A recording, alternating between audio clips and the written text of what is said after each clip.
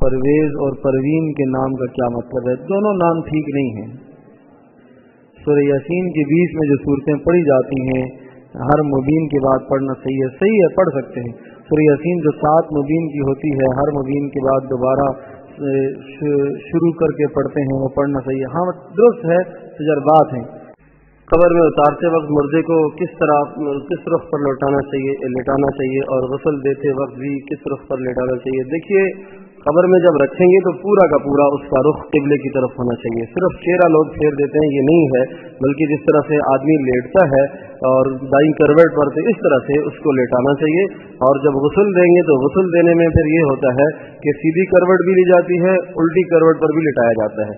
اس کا طریقہ کار یہ ہوتا ہے کہ پہلے جب آپ میت کو وضو کرائیں گے اور وضو کرانے کے بعد پھر جب آپ اس کو نہلائیں گے، پورے جسم پر پانی ڈالیں گے، تو پہلے میت کو الٹی کروٹ پر لٹایا جاتا ہے اور سیدھی کروٹ پر پانی ڈالا جاتا ہے. اس طرف سے صاف کر کے پھر سیدھی کروٹ پر لٹایا جاتا ہے اور الٹی کروٹ پر پھر اس کے بعد پانی ڈالا جاتا ہے.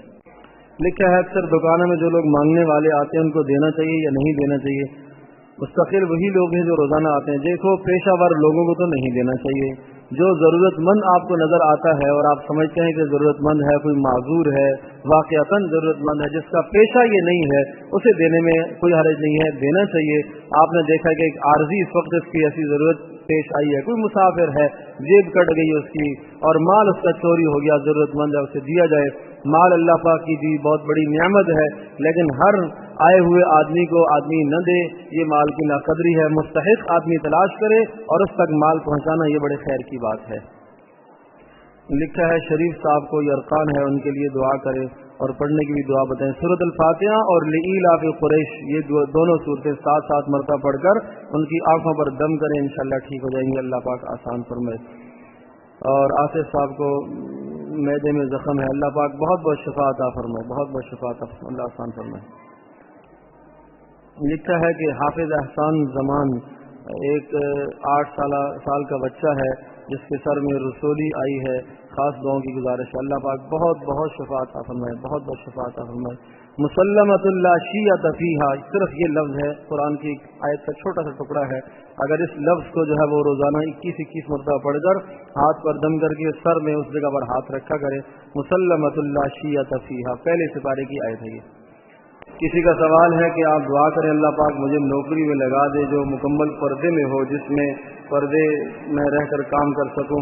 اگر خاتون کی شدید ضرورت ہے تو وہ پردے میں نوکری کے لیے تو جا سکتی ہے، لیکن اگر اس کے اسباب پورے ہیں اور اس کی کفالت کرنے والا اس کا کوئی موجود ہے، شوہر ہو، والد ہو، بھائی ہو، بیٹا ہو، تو پھر اس کے لیے ملازمت کے لیے نکلنا جائز نہیں ہے.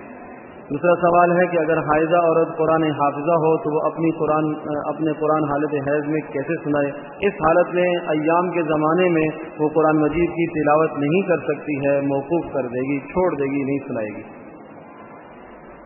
قرآن پڑھانے والی عورت بھی اس حالت میں وہ بھی قرآن اگر پڑھاتی ہے تو قرآن کی مکمل آیت وہ بھی نہیں پڑھ سکتی، تفصیل کر کے پڑھے گی، آیت کو ٹکڑے ٹکڑے کر کے پڑھ سکتی ہے، مکمل آیت اس ناپاکی کی حالت میں نہیں پڑھے گی.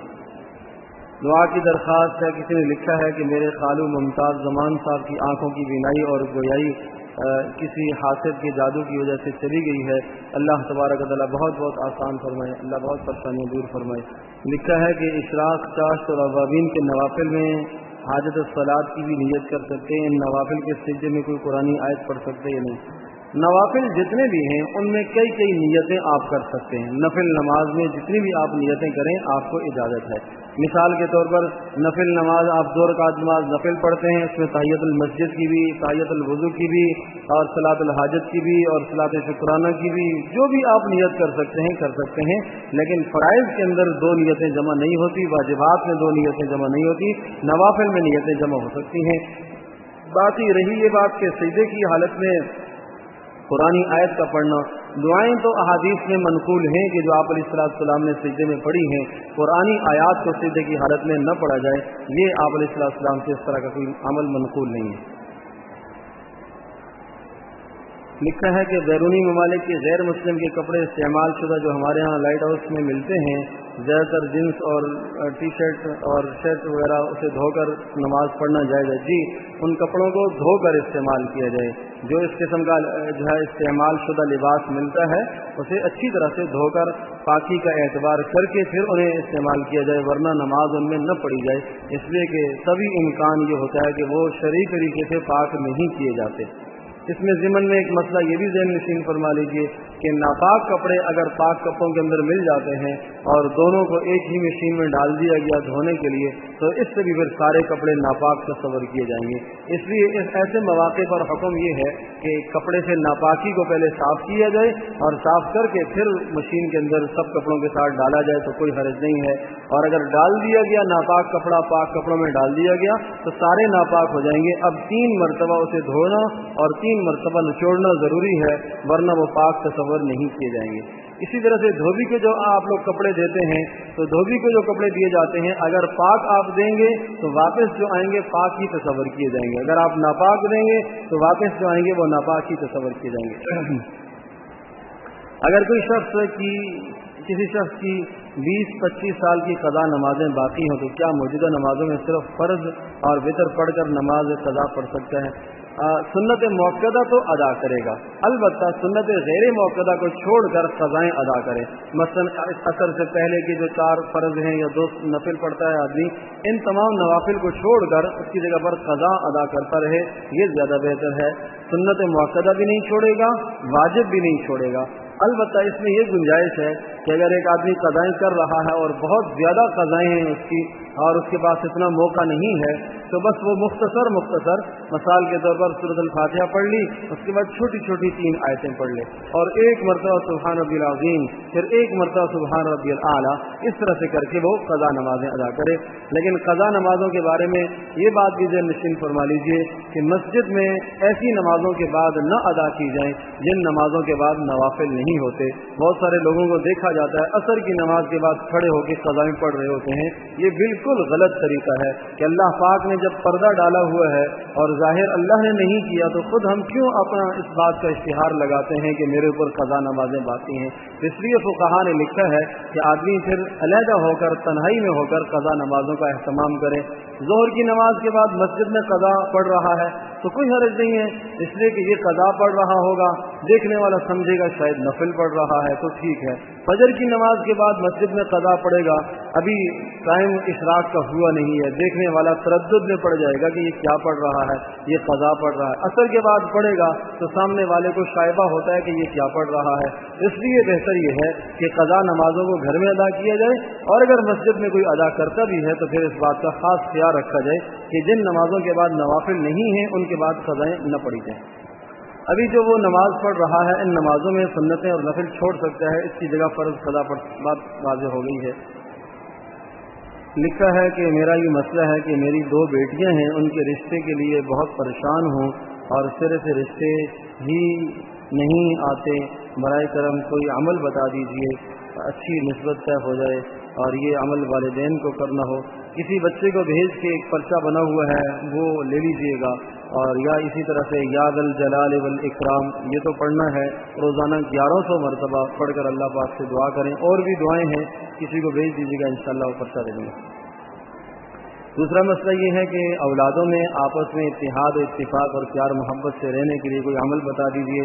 اس میں ماں باپ کی کوتاہی ہوتی ہے، بڑی کوتاہی ہوتی ہے، اولادوں کا آپس میں اختلاف، ناچاکیاں.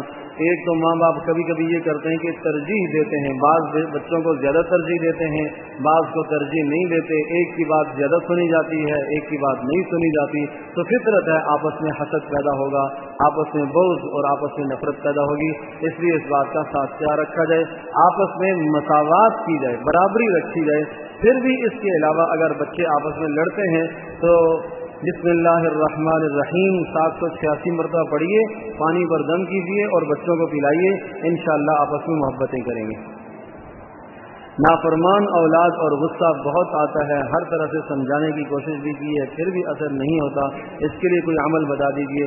اس کے لیے ایک تو وہی ہے بسم اللہ الرحمن الرحیم کا عمل جاری رکھیں اور 7 مرتبہ 7 سورۃ الفاتحہ بھی ملا لیجیے. 786 تو بسم اللہ اور 7 مرتبہ سورۃ الفاتحہ بھی ساتھ ملا لیجیے، انشاءاللہ اللہ پاک اولادوں کے دلوں کو نرم فرمائیں گے. اللہ اکبر. किसी ने लिखा है कि मेरा ये मसला है कि एक स्कूल में मुलाजमत करती हो प्रिंसिपल और स्टाफ का आपस का रवैया बहुत ख़राब है, एक दूसरे के खिलाफ साजिशें और गलत बयानी होती है, गीबत से बुरे अमाल से अपने आप को बचाने की कोशिश करती हूँ। इन हालात की वजह से ज़हनी और क़ल्बी सुकून ख़त्म हो गया है, बहुत परेशान हूँ, हर वक्त दिमाग में टेंशन रहती है, बराए करम कोई अमल बता दें। तो किसी दूसरी जगह पर अपना सिलसिला इख्तियार कर लिया जाए। अगर जहाँ इंसान का ईमान बरकरार नहीं रहता, आदमी का दीन पर अमल करना मुश्किल है, तो उस जगह को छोड़कर आदमी कोई दूसरी जगह की मुलाजमत इख्तियार करे। लेकिन ये भी उसी बुनियाद में है कि अगर कोई और सबील और ज़रिया जो है वो नफ़क़े नान का नहीं है, तो फिर तो बामरे मजबूरी मुलाजमत को इख्तियार किया जा सकता है। लेकिन दीगर असबाब अगर मौजूद हैं तो फिर इसके छोड़ देना ही बेहतर है। अपने घर के अंदर रहकर ईमान की, दीन की हिफाजत करना वो सबसे बड़ी और सबसे कीमती बात है। अल्लाह पाक हम सब के लिए अमल करना आसान फरमाए। एक दो बातें ज़हन नशीन फरमा लीजिए। एक तो ख़वातीन से दरख्वास्त है कि हफ्ते के दिन 4:30 बजे से लेकर 5:15 तक तफसीर की क्लास किसी जगह पर जहां आप बैठी हुई होती हैं एक क्लास होती है और भी ख़वातीन आती हैं, तो आप तमाम आने वालियों से भी मेरी दरख्वास्त है कि इस क्लास के अंदर शिरकत को यकीनी बनाएं। हर हफ्ते को 4:30 से लेकर 5:15 तक का टाइम है, अपने अवकाश से वक्त निकाल कर तशरीफ़ लाएं। दूसरी दरख्वास्त यहाँ वालों के लिए भी और ख़वातीन के लिए भी यही है कि जब बच्चे अपने साथ लाया करें तो बच्चों को अपने साथ रखा करें ताकि दूसरों की तवज्जो ख़राब न हो। अल्लाह पाक हम सब के लिए अमल करना आसान समझे। किसी ने लिखा है कि अगर अपना घर बचाने के लिए कुरान की झूठी कसम खाई जाए तो उसका क्या कफ़ारा है? तौबा करना है। झूठी कसम खा ली जाए तो फिर तौबा है। अगर मर्द अपनी बीवी को एक बार कह दे कि मैंने तलाक दी, हराम है हराम है हराम है, तो क्या तलाक जी तलाक हो जाएगी? बिल्कुल, ये तलाक दी से तो तलाक रजई पड़ी है और ये अगले जो लफ्ज़ हैं हराम है, इससे तलाक सरी पड़ेगी। अब कोई गुंजाइश नहीं रहती इससे। रिज़्क़ में बरकत और फरावानी के लिए और सुस्ती और काहिली को दूर करने में इस्तिक़ामत पैदा हो और मुस्तकिल मिजाजी तबीयत में पैदा करने की दुआ और नमाज में पाबंदी के लिए। देखिए ये सारी चीज़ें, नमाज में पाबंदी के लिए कोई दुआ तो नहीं, हाँ ये दुआ ज़रूर पड़ी जाए, रब्बि जालनी मुक़ीमस्सलाति व मिन ज़ुर्रिय्यती रब्बना व तक़ब्बल दुआ। इसमें जो है वो नमाज के इस्तिक़ामत की दुआ भी ज़रूर है। और असल चीज़ है किसी अमल पर तैयार रहने के लिए इंसान को अज़म करना, इरादा करना, पक्का इरादा करे कि ये काम आज मुझे करना ही करना है, और अपने नफ्स पर बोझ डाले। जिस दिन एक नमाज छूट जाए अपने नफ्स पर बोझ डाले कि आज अगर मुझसे नमाज आज के बाद से छूट गई तो मैं इतना इतना सदका अल्लाह के रास्ते में करूँगी, या उसके बदले में मैंने 10 नफिल पढ़ने, फजर की नमाज छूट गई आज मैंने फिर दोपहर को मैंने 10 नफिल पढ़ने। इस तरह से अपने नफ्स पर जब बोझ पड़ेगा तो इंशाअल्लाह होगा, अल्लाह की ज़ात से उम्मीद है कि इसका नफ्स इसके काबू में आ जाएगा। रिज़्क़ में बरकत के लिए हर नमाज के बाद लिईलाफ़ क़ुरैश पढ़ा करें। 2 फायदे हैं इसके, एक तो जो खौफ है उस खौफ से भी इत्मीनान और अमन मिलेगा, और दूसरा रिज़्क़ में भी फरावानी होगी। हर नमाज के बाद 7 मरतबा लिईलाफ़ क़ुरैश पढ़ा करें। सुस्ती और काहिली के लिए वो दुआ है रसूल पाक सल्लल्लाहु अलैहि वसल्लम ने बताई है, अल्लाहुम्मा इन्नी अऊज़ु बिका मिनल हम्मी वल हुज़्न व अऊज़ु बिका मिनल अज्ज़ि वल कसल व अऊज़ु बिका मिनल जुब्नि वल बुख़्ल व अऊज़ु बिका मिन ग़लबति द्दैनि व क़हरिर रिजाल। ये कर्ज़े के लिए भी है और गमों के लिए भी है, सुस्ती और काहिली के लिए भी है, बुज़दिली दूर करने के लिए भी है। बहुत प्यारे कलिमात हैं इस दुआ के। मसनून दुआओं की किसी किताब को ले लें, उसमें मिल जाएगी। क्या बीवी के फौत हो जाने के बाद शौहर के लिए नामहरम हो जाती है? मर्द उसका चेहरा देख सकता है या नहीं? हाँ, मर्द चेहरा तो देख सकता है, छू नहीं सकता। क्या मर्द उसको कब्र में उतार सकता है? बस वही है, उतारने में तो कोई हर्ज नहीं है अगर दीगर जो है वो वरसा मौजूद हैं और महरम वरसा मौजूद हैं, मसलन उसका भाई है, वालिद है, चचा है, ताया है, मामू है, तो वो आगे हों, और ताहम अगर शौहर भी साथ लग जाए तो कोई हर्ज नहीं है।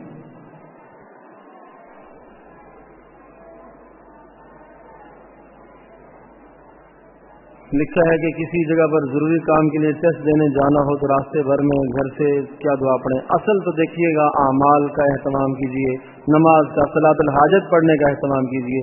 ये सब नवाफिल हैं। ये सब चीज़ों का फ़ायदा जब होगा जब एक आदमी फ़राइज़ का एहतमाम करेगा। فرائض کا اہتمام آدمی کرے نہ, فرض نماز آدمی نہ پڑھے, گناہوں سے آدمی نہ بچے, تو پھر آدمی کہے کہ کوئی وظیفہ بتا دو, اس وظیفے سے میرا کام ہو جائے, ایسا نہیں ہوگا. بنیاد جو ہے اس بنیاد کو پہلے پورا کرے, فرائض کو پورا کریں, واجبات کو پورا کریں, گناہوں سے اپنے آپ کو بچائیں, اور اس کے بعد حدیث پاک میں آتا ہے کہ جب تمہارا کوئی کام ہو تو 2 رکعت نماز صلاۃ الحاجت پڑھو. دیکھو ایک چھوٹی سی بات جب مشین فرما لیں, جب ہمارا کوئی کام آ گیا تو حدیث میں کیا آیا, ہمارا جب کوئی کام پیدا ہوتا ہے تو ہم کیا کرتے ہیں, ہم اپنا تعلق ڈھونڈتے ہیں کہ کس سے یہ میرا کام ہو سکتا ہے, ٹیلی فون کرتے ہیں, رابطے ڈھونڈتے ہیں, یہ کرتے ہیں, وہ کرتے ہیں.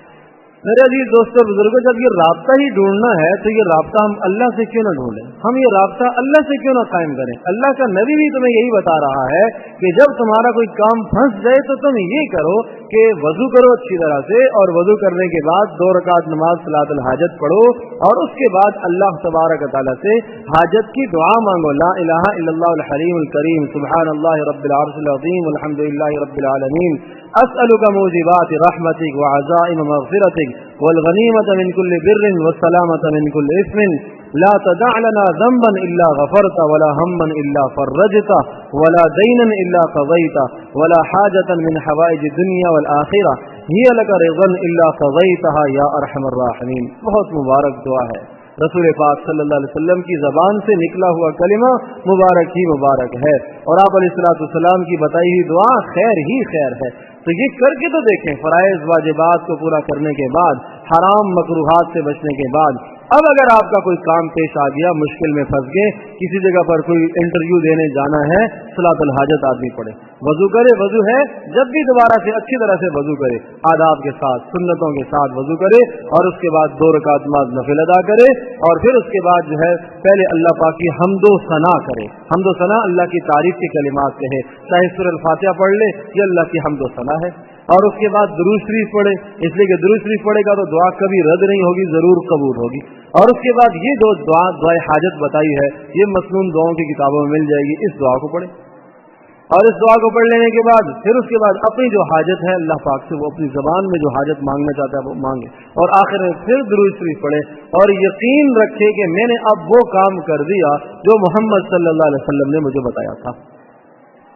اللہ اکبر. ایک چھوٹی سی مثال سمجھیں, اگر کوئی آدمی مجھ سے یوں کہتا ہے کہ آپ کا یہ کام ہے, آپ فلاں آدمی کو فون کرو, میں آپ کو گارنٹی سے کہتا ہوں وہ آپ کا کام کر دے گا, تو دیکھو کتنا یقین ہو جاتا ہے, کس قدر اعتماد ہوتا ہے کہ میں آپ کو گارنٹی سے کہتا ہوں کہ وہ آپ کا کام کر دے گا. آدمی بڑا خوش ہو جاتا ہے, آدمی جاتا ہے اس آدمی کے پاس, دیکھتا ہے اس کو, اور اس کے اخلاق سے متاثر ہو جاتا ہے, آدمی کو یقین ہو جاتا ہے کہ ہاں کام تو کر دے گا, میرا تو کام ہو گیا. تو کیا ہے, یہاں اللہ کا نبی بتا رہا ہے کہ تم یہ کام کرو, اللہ پاک تمہارا کام کر دے گا. اللہ کا نبی گارنٹی دے رہا ہے کہ یہ کام کرو, دعائے حاجت پڑھو, صلاۃ الحاجت پڑھو, اللہ تمہارا کام کر دے گا, اللہ تمہارا مسئلہ حل کر دے گا. مسئلہ یہ ہے کہ یقین نہیں ہے, یقین کی کمزوری ہے, ایمان کی کمزوری ہے. ایک مرتبہ دعا کی نہیں ہوئی تو ہم نے چھوڑ دیا. کیا جب دنیاوی کام کسی آدمی سے پڑتا ہے تو ہم نہیں جاتے بار بار اس کے گھر میں, بار بار جاتے ہیں, ایک مرتبہ درخواست جمع کراتے ہیں, رد ہو گئی ہے, پھر جمع کراتے ہیں, پھر جمع کراتے ہیں, پھر جمع کراتے ہیں, بار بار ہم اپنے جو ہے وہ وسائل لڑاتے ہیں اور اپنے اسباب اختیار کرتے ہیں, ذرائع ہم تلاش کرتے ہیں. تو یہ بھی تو ایک ذریعہ ہے, اس ذریعے کو اختیار کریں. اللہ تبارک و تعالی ہم سب کے لیے عمل کرنا آسان فرمائے.